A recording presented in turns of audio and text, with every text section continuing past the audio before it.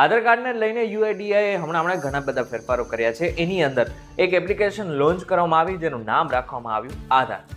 આ એપ્લિકેશન બધા જ લોકો એટલે કે સામાન્ય માણસ માટે ખૂબ જરૂરી માનવામાં આવી રહી છે. હવે તમારામાંથી ઘણા બધા લોકોએ આ આધાર કાર્ડની જે એપ્લિકેશન છે એ ડાઉનલોડ નહીં કરી હોય તો તમને જણાવી દઉં કે હજુ સુધી ડાઉનલોડ નથી કરી તો આજે જ કરી દો. કારણ કે આગળના સમયમાં તમારે જ્યાં ધક્કા ખાવા પડતા હતા એ ધક્કા હવે બધા જ મટી જશે. કારણ કે આ એપ્લિકેશનની અંદર તમે તમારો મોબાઈલ નંબર, તમે તમારું એડ્રેસ, ઈમેલ આઈડી આ બધી જ વસ્તુ ચેન્જ કરી શકો છો. પણ તો આ કેવી રીતના શક્ય છે અને કેવી રીતના મોબાઈલમાં આ બધી જ વસ્તુ થશે એ જો તમારે જાણવું હોય ને તો આજે હું સ્ટેપ બાય સ્ટેપ બધી જ વસ્તુ જણાવીશ. એટલા માટે થઈને આજનો વિડીયો ખાસ તમારા માટે બનાવેલ છે. આ વિડીયો એકવાર પૂરો જોઈને જજો.